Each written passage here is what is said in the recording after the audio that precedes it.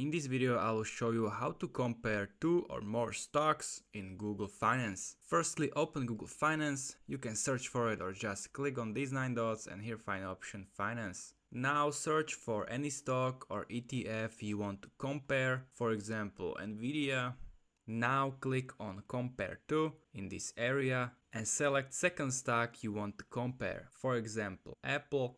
Now these two stocks are compared. Blue line it's Nvidia, with yellow line it's Apple. Select the time range, for example 6 months. And here you can see that Nvidia gained 155% and Apple gained almost 9% last 6 months. You can also add here new comparison, clicking here and choose another stock, for example Tesla. And as you can see, the Tesla stock lost 27% last 6 months. So this was how to compare stocks in Google Finance. I hope you find it helpful. See you next time.